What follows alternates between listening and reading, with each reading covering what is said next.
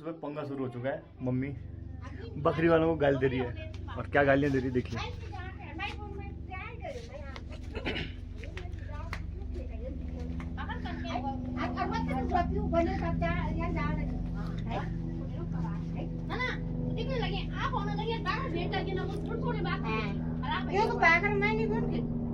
लोग इतने हरामी हैं कि हरामी कहूँगा मैं, क्योंकि ये हमने गुड़ियाल का एक पौधा लगाया था और किसी ने इसको काट दिया। कैसे काट दिया देखिए, पहले यहाँ पे कट मारा, कटा नहीं तो किसी ने इसे जड़ से ही काट दिया।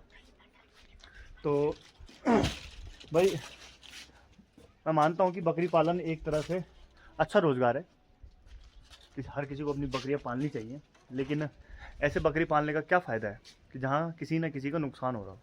तो ग्राम प्रधान कई प्रधानों से हमने निवेदन भी किया कि बकरी जो पालने वाले हैं कृपया उनका एक स्पेसिफिक एरिया निर्धारित किया जाए कि भाई आप लोगों की बकरियां स्पेसिफिक जगह पे ही चरने के लिए जाएं। लेकिन ऐसा कुछ भी नहीं है, बकरियां खेतों में बीच में आती हैं, हर किसी की फसल बर्बाद करके जा रही हैं। तो फिर फ़ायदा क्या रहा भाई। जंगली जानवरों से हम वैसे परेशान हैं, भालू यहाँ आ रहा है, बड़े बड़े हिरन यहाँ आ रहे हैं, सुअर यहाँ आता है, सेही यहाँ आता है, और साथ ही साथ डोमेस्टिकेटेड एनिमल यानी कि जो बकरियाँ हैं वो भी यहाँ आ रही है। तो अगर ग्राम पंचायत के अधिकारी पदाधिकारी अगर सुन रहे हों, इस ब्लॉग को देख रहे हों, तो मेरी रिक्वेस्ट है आपसे कि कृपया इन पे जुर्माना लगाने की कोशिश की जाए कि भाई ये जुर्माना लगाया जाए ताकि इन लोगों को सबक मिले। और मैं ये सिर्फ इसलिए नहीं कह रहा हूँ कि ये मेरा अपना पर्सनल कोई नुकसान हुआ है, नहीं, इसमें कई सारे लोगों को नुकसान हुआ है। अब वही वाली बात है कि जब अपने पे बीतेगी शायद तब याद आएगी। ये देखिए दूसरों के खेतों में बकरियां जा रही हैं।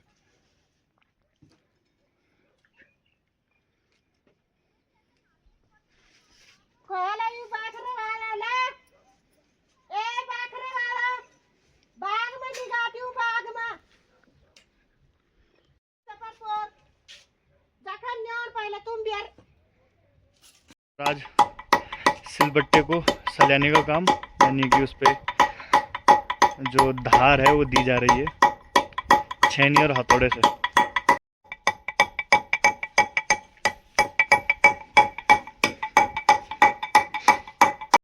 दोस्तों तैयारी हो चुकी है देहरादून की तरफ जाने की। आप देख सकते हैं चंबा मार्केट में छोड़ के जा रहा हूँ, यहाँ से अपनी गाड़ी को लेके चल रहा हूँ, क्योंकि मेरा एग्ज़ाम है एक्चुअली 11 को, और देहरादून में कई सारे काम भी हैं। तो उसके पर्पज़ से मैं जा रहा हूँ देहरादून की तरफ। आपको दिखाएंगे रास्ते में नज़ारे कि भाई देहरादून की तरफ जाते हुए किस तरह से मौसम में चेंज आता है। मौसम में चेंज में इसलिए कह रहा हूँ कि यहाँ तो काफ़ी चटक धूप लगी पड़ी है, बट देहरादून की तरफ जाते जाते धूप थोड़ा सा हल्की हो जाएगी, थोड़ा सा धुंध आपको देखने को मिलेगी और आपको पूरा नज़ारा दिखाया जाएगा।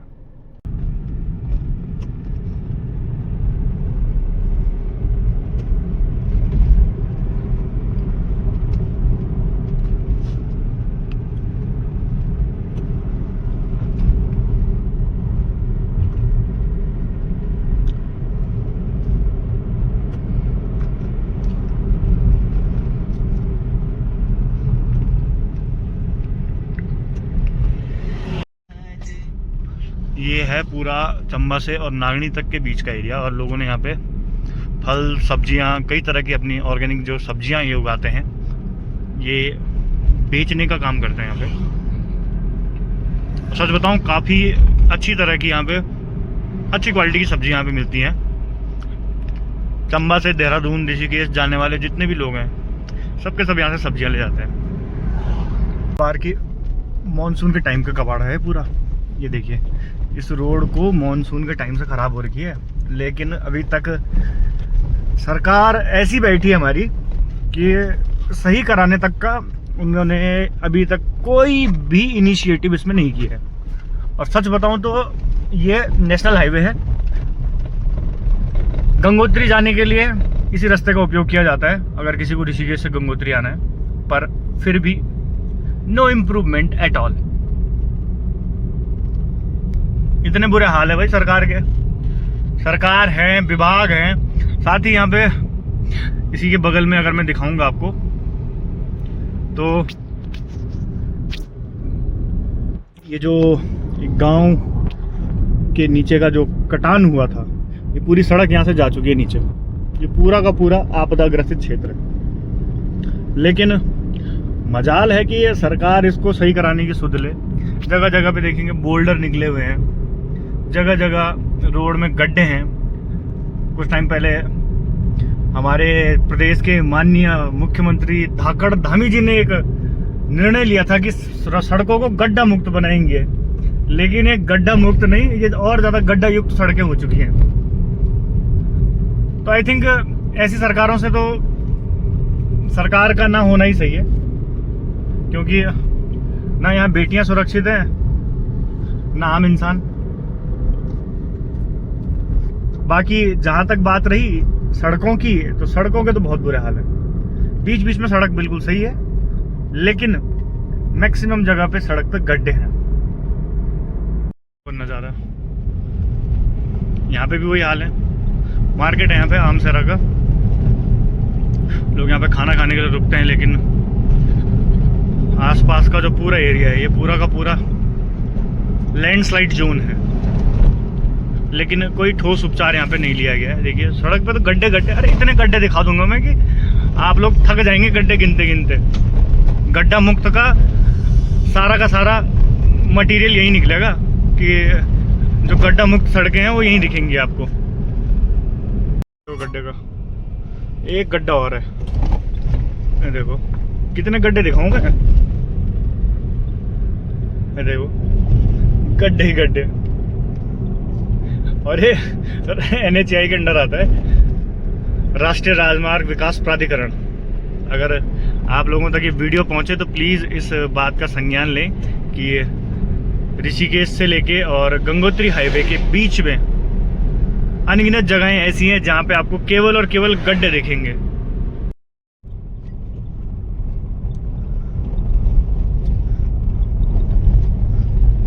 सही कहते हैं कि कथनी और करनी में अंतर होता है। गड्ढा मुक्त बनाने के लिए सरकार ने कदम तो उठाए, लेकिन विभागों ने सरकार के कदमों की ऐसी की तैसी कर दी।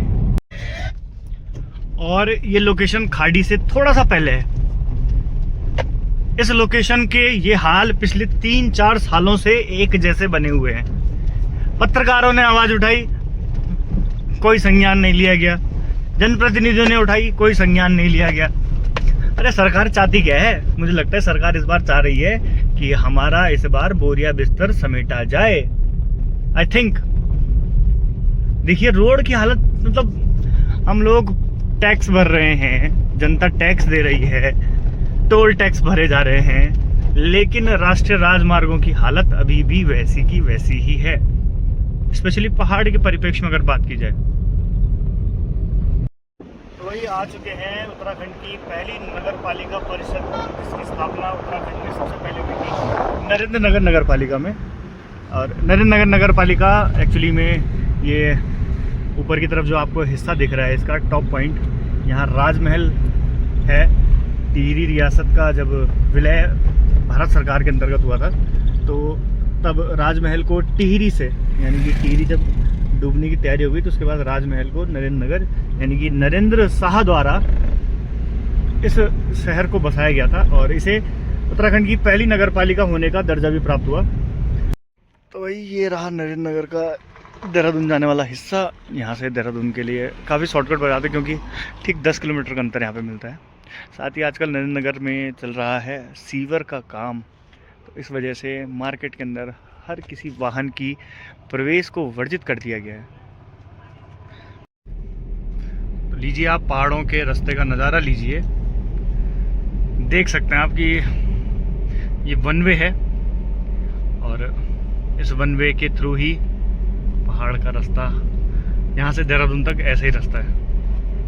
देहरादून भी नहीं कह दूँगा, रानी पोखरी तक ऐसे रास्ता है। और सामने हल्का छोटा सा एक वाटरफॉल, बारिश के टाइम पे काफ़ी अच्छा लगता है, बट अभी आजकल बारिश तो हो नहीं रही है, तो इस तरह से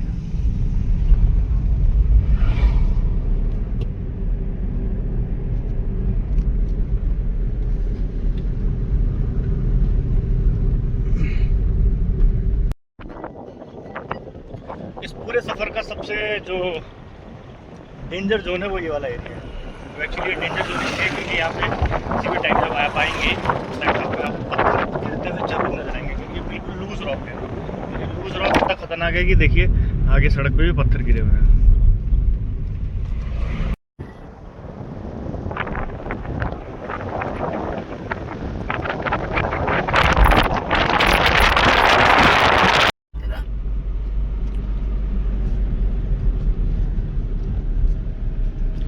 एंड ये है ऋषिकेश और टिहरी को डिवाइड करने वाली, देहरादून और टिहरी जिले को डिवाइड करने वाली उस पर बना हुआ है पुल।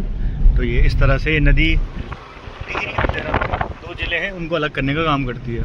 इसके बाद हम प्रवेश कर चुके हैं देहरादून ज़िले में, साथ ही हम आ चुके हैं घाटी वाले एरिया में, यानी कि इसके बाद से अब हमारे पास जो भी एरिया आएगा सारा का सारा प्लेन्स का एरिया आएगा। पहाड़ अब यहाँ से धीरे धीरे ख़त्म होते जा रहे हैं। अब आप एक तरह समझ सकते हैं कि ये एक तरह का रेन फॉरेस्ट है। और सबसे इंटरेस्टिंग बात यह है कि नरेंद्र नगर पूरे उत्तराखंड में सबसे ज़्यादा जो बारिश जहाँ पे होती है वो वाला एरिया है। यह राजा जी नेशनल पार्क। अभी यहाँ पे मुझे मोर दिखा था, मोर गायब हो गया। तो ये अब देहरादून की तरफ हम एंटर हो रहे हैं। यहाँ पे ये लंबरदार, जो कि हमारे देश में एक गुज्जर प्रजाति है जो केवल और केवल भैंस और गाय को इधर से उधर ट्रांसफ़र करके इधर से उधर ले जाते हैं। उनका एक सीज़न चलता है कि भाई गर्मियों के टाइम पे ये प्लेन्स, गर्मियों के टाइम पे हिल एरिया में और सर्दियों के टाइम पे प्लेन्स एरिया में रहेंगे।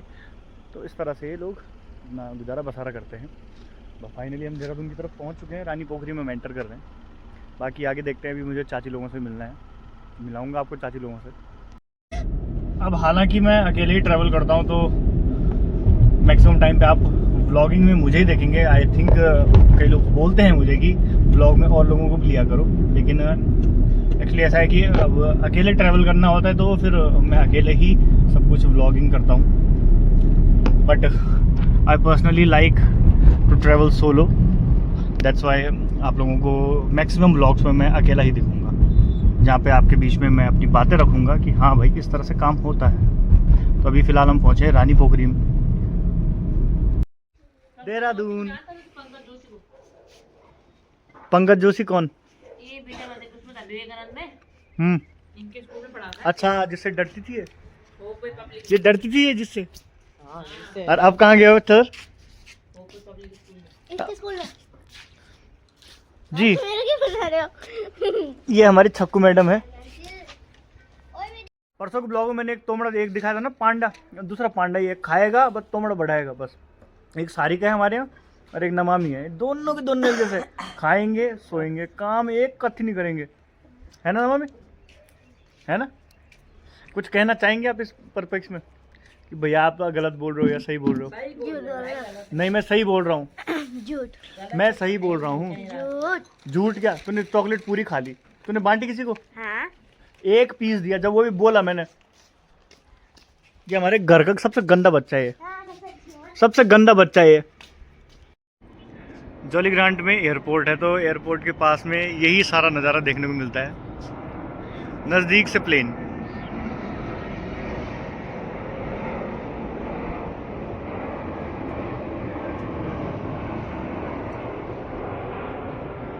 ये हैं हमारे घर के सबसे आलसी इंसान। ये अभी दिन के 3 बज रहे हैं, देहरादून में है और अभी नहा के बाहर निकल रहे हैं और मुंह छुपा रहे हैं। तो दोस्तों आज पहली बार जिंदगी में पूल गेम खेला जा रहा है, जो कि मुझे बिल्कुल भी नहीं आता है। इतना बेकार गेम है कि आप देख सकते हैं।